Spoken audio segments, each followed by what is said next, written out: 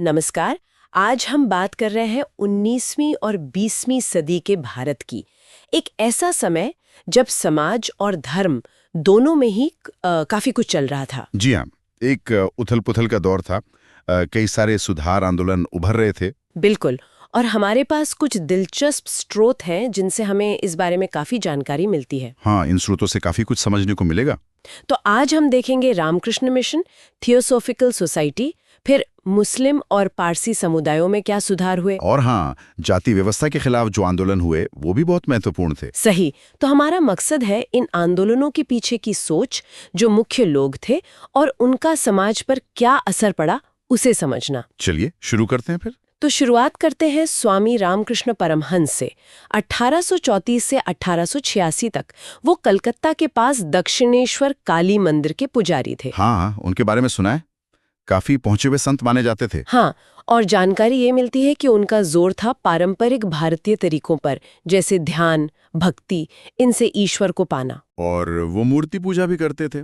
लेकिन दिलचस्प बात यह है कि वो सभी धर्मों को एक ही मानते थे। मतलब रास्ते अलग, मंजिल एक। बिल्कुल। उनकी सबसे खास शिक्षा क्या थी, मतलब क्या था उनका मुख्य संदेश? देखिए, उन्होंने वेदों और उपनिषदों के जो गहरे विचार थे, जैसे अद्वैत वेदांत कि आत्मा और परमात्मा एक हैं, उसको उन्होंने बहुत सरल तरीके से समझाया आम लोगों के लिए।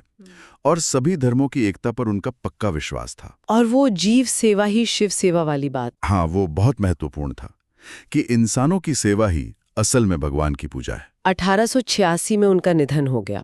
यह एक रोचक बात यह भी है कि रामकृष्ण ने सिर्फ कहा नहीं, उन्होंने खुद अलग अलग धर्मों की साधना की। इस्लाम, ईसाई। जी हाँ, उन्होंने खुद अनुभव किया कि सबका सार एक ही है।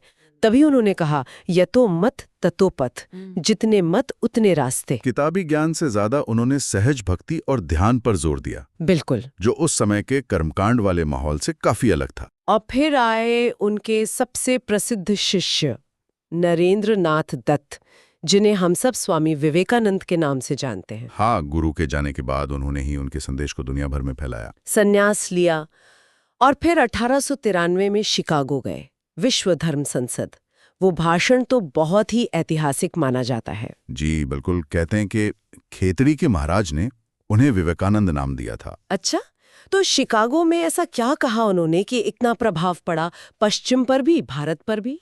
उन्होंने वहां हिंदू धर्म की जो उदारता है, जो सहिष्णुता है, उसे सामने रखा। मतलब उन्होंने जोर देकर कहा कि हिंदू धर्म ये मानता है कि सत्य तक पहुंचने के कई रास्ते हो सकते हैं और सभी धर्म उन रास्तों की तरह हैं। हाँ, वो नदियों वाली मिसाल। बिल्कुल, कि जैसे सारी नदियां आखिर में समुद्र में ही मिलती हैं, वैसे ही इंसान कोई भी रास्ता चुने ईश्वर तक ही पहुंचता है। ये बात उस समय पश्चिम के लिए नई थी। हाँ, उस समय तो वहाँ पूर्वी धर्मों को लेकर काफी गलतफहमियां थीं। सही कहा। और विवेकानंद ने सिर्फ आध्यात्मिक बातें नहीं की, उन्होंने हिंदू धर्म को, जो शायद थोड़ा आत्मविश्वास खो चुका था, उसे एक नई ऊर्जा दी। उसे तर्कसंगत रूप में पेश किया। हाँ, एक तर्कसंगत, सार्वभौमिक रूप में। और शिकागो जाने से पहले ही 1887 में उन्होंने बारानगर में रामकृष्ण मठ शुरू किया था। अच्छा, अपने गुरु भाइयों के साथ? जी, वो त्याग और साधना का केंद्र था। फिर जब वह अमेरिका से लौटे 1897 में, तब उन्होंने रामकृष्ण मिशन की स्थापना की। रामकृष्ण मिशन? हाँ। तो इसका काम क्या था? क्या ये सिर्फ मठ जैसा था? नहीं, यही तो खास बात है। मिशन के मुख्यालय बने बेलूर में, अल्मोड़ा के पास मायावती में। हाँ। लेकिन इसका काम सिर्फ आध्यात्मिकता नहीं था। मिशन ने देश भर में अस्पताल खोले, स्कूल खोले, अनाथालय, लाइब्रेरीज। अरे वाह। हाँ, गरीबों की, बीमारों की, अकाल या बाढ़ पीड़ितों की सेवा करना, ये मिशन का एक मुख्य काम बन गया। तो ये एक तरह से आध्यात्मिकता और समाज सेवा का संगम था। अब एक और आंदोलन की तरफ बढ़ते हैं, थियोसॉफिकल सोसाइटी। इसकी खास बात यह है कि ये भारत में शुरू नहीं हुई थी। जी हाँ, ये काफी अनोखी बात है। इसकी स्थापना हुई थी 1875 में न्यूयॉर्क में। न्यूयॉर्क में? जी। किसने की थी? एक रूसी महिला थी, मैडम हेलेना पेट्रोवना ब्लवात्स्की, और एक अमेरिकी कर्नल हेनरी स्टील ऑलकॉट। पश्चिम के लोग और पूर्वी धर्मों में रुचि, ये थोड़ा अलग है। हाँ, उस समय के हिसाब से बिल्कुल अलग था। तो इनका मकसद क्या था? ये चाहते क्या थे? उनका मुख्य उद्देश्य था दुनिया भर के धर्मों और दर्शनों का अध्ययन करना, खासकर पूर्वी, जैसे हिंदू और बौद्ध धर्म। हाँ बिल्कुल। उपनिषदों का, अद्वैत वेदांत, बौद्ध दर्शन, इनमें उनकी खास रुचि थी। वो मानते थे कि इन प्राचीन ग्रंथों में बहुत गहरा ज्ञान है और उसे दुनिया के सामने लाना चाहते थे। जी, और साथ ही वो हर तरह के भेदभाव के खिलाफ थे। जाति, नस्ल, लिंग, रंग और इंसानी भाईचारे की बात करते थे। तो क्या इसने भारतीयों को अपनी ही परंपराओं को एक नए नजरिए से देखने में मदद की? हाँ, कुछ हद तक तो जरूर। ये आंदोलन शुरू पश्चिम में हुआ, पर इसका सबसे ज्यादा असर भारत में पड़ा। वो कैसे? ब्लावास्की और ऑलकॉट 1879 में भारत आए और 1882 में उन्होंने मद्रास के पास अड्यार ने अपना अंतर्राष्ट्रीय मुख्यालय बना लिया। अच्छा, अड्यार में? हाँ, और उन्होंने हिंदू धर्म के गौरवशाली अतीत की, उसके दर्शन की बहुत तारीफ की। इससे उन भारतीयों का आत्मविश्वास बढ़ा जो अंग्रेजी राज में अपनी संस्कृति को लेकर थोड़ा हीन महसूस करते थे। और एनी बेसेंट, उनका नाम भी तो जुड़ा है इससे। हाँ बिल्कुल, एनी बेसेंट आयरलैंड की थी। वो 1893 में भारत आई और इस सोसाइटी से जुड़ गई। वो भारतीय संस्कृति से काफी प्रभावित थी, है ना? बहुत ज्यादा, और स्वतंत्रता आंदोलन से भी। 1907 में ऑलकॉट के बाद वो सोसाइटी की अध्यक्ष बनी। भारत में उनका क्या योगदान रहा? शिक्षा के क्षेत्र में बहुत बड़ा योगदान था। उन्होंने 1898 में बनारस में सेंट्रल हिंदू कॉलेज शुरू किया। Central Hindu college? जी, जिसका मकसद था हिंदू मूल्यों के साथ आधुनिक शिक्षा देना।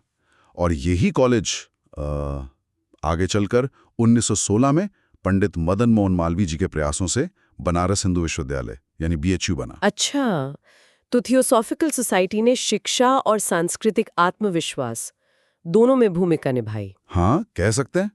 अब अगर हम दूसरे समुदायों की तरफ देखें, मुस्लिम समुदाय में उस समय क्या हो रहा था, खासकर 1857 के बाद? हाँ, 1857 के बाद माहौल बहुत बदलावा था।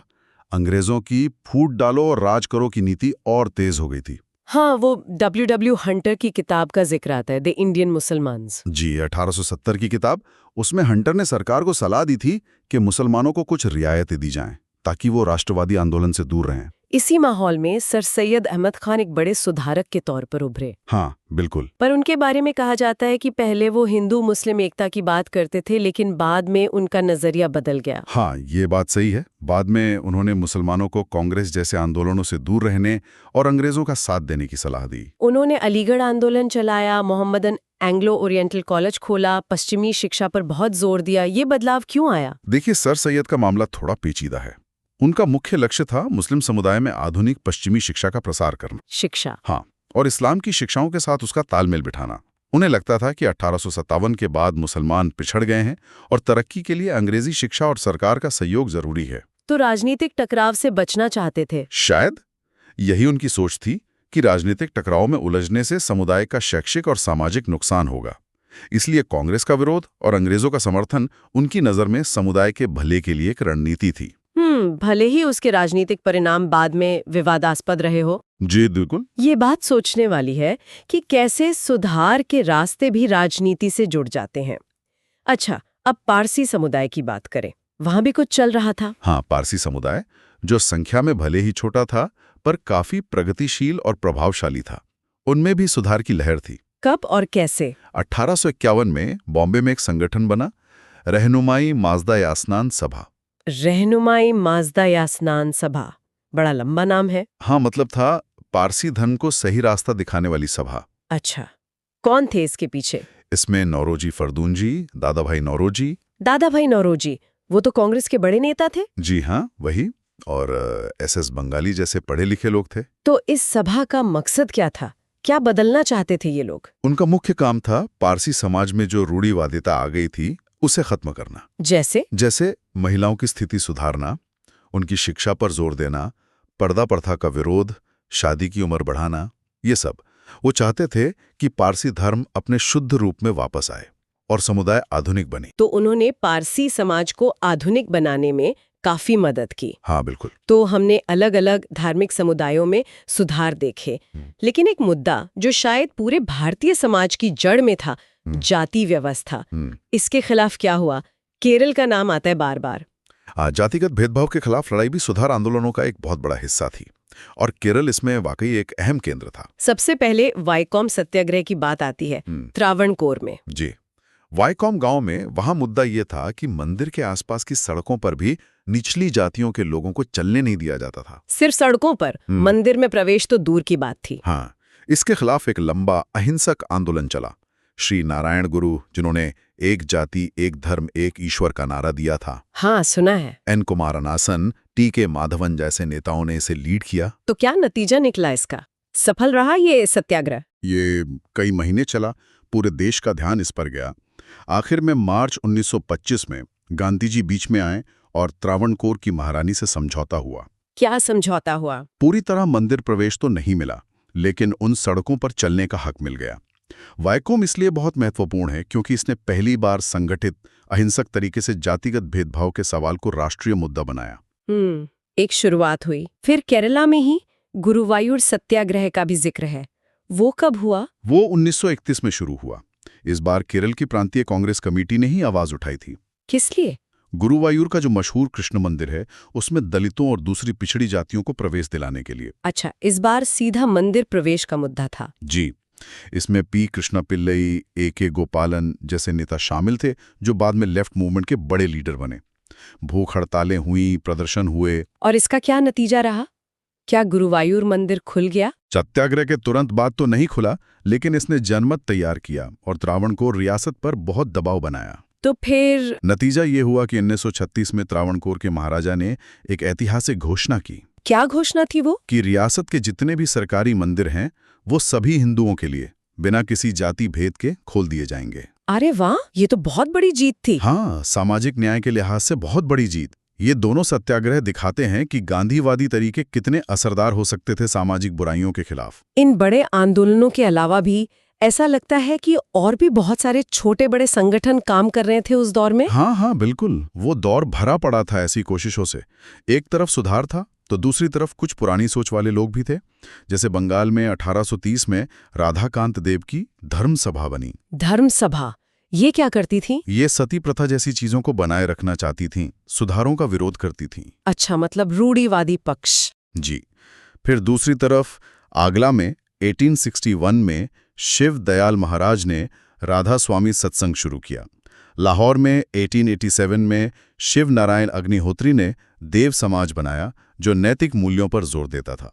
और खास मुद्दों पे भी काम हो रहा था, जैसे विधवा पुनर्विवाह। हाँ, बिल्कुल। दक्षिण में मद्रास में वीरेसलिंगम पंतुलु ने विधवाओं के लिए बहुत काम किया। मद्रास हिंदू संघ जैसे संगठन बनाए। और बाल विवाह? उसके खिलाफ राष्ट्रीय स्तर पर आवाज उठाने के लिए 1887 में एम.जी. रानाडे और रघुनाथ राव ने भारतीय सामाजिक सम्मेलन शुरू किया। ये कांग्रेस के सेशन के साथ ही अपनी मीटिंग करते थे। अच्छा, मतलब राजनीतिक मंच के साथ सामाजिक मंच भी। हाँ, फिर बैरामजी मालाबारी थे, पारसी थे, पर उन्होंने पूरे भारत में महिलाओं, खासकर विधवाओं और बाल वधुओं के लिए सेवा सदन जैसे संस्थान बनाए 1885 में। सेवा सदन? जी। और मजदूरों के लिए एन.एम. जोशी ने 1911 में बम्बई में समाज सेवा संघ बनाया। और गोपाल कृष्ण गोखले, उन्होंने 1905 में सर्वेंट्स ऑफ इंडिया सोसाइटी बनाई थी। सर्वेंट्स ऑफ इंडिया सोसाइटी, इसका क्या काम था? इसका मकसद था देश सेवा के लिए समर्पित पढ़े लिखे नौजवान तैयार करना, जो सामाजिक और राजनीतिक सुधारों के लिए काम करें। तो आप देख सकती हैं कि कितने अलग अलग तरह के काम हो रहे थे। बिल्कुल। तो आज की इस पूरी बातचीत से ये एकदम साफ है कि 19वीं 20वीं सदी का भारत एक बड़े बदलाव के दौर से गुजर रहा था। हाँ, एक मंथन चल रहा था समाज में। धार्मिक रूढ़िवादिता को चुनौती मिल रही थी, जाति प्रथा, बाल विवाह, महिलाओं की स्थिति, इन सब पर सवाल उठ रहे थे। शिक्षा पर जोर था। और ये सुधार की कोशिशें हर समुदाय में हो रही थी, हिंदू, मुस्लिम, पारसी, सब में। हमने देखा कैसे रामकृष्ण और विवेकानंद ने आध्यात्मिकता को समाज सेवा से जोड़ा। और थियोसॉफिकल सोसाइटी ने भारतीय दर्शन में पश्चिम की रुचि जगाई। सर सैयद अहमद खान ने अपने समुदाय के लिए आधुनिक शिक्षा का रास्ता चुना। तो वाइकोम और गुरुवायूर जैसे सत्याग्रहों ने सामाजिक बराबरी की लड़ाई लड़ी। बिल्कुल। ये सारे आंदोलन सिर्फ अंदरूनी कमियों का नतीजा नहीं थे, शायद उस पर अंग्रेजी राज, पश्चिमी शिक्षा, आधुनिक विचारों का भी असर था। हाँ, बिल्कुल।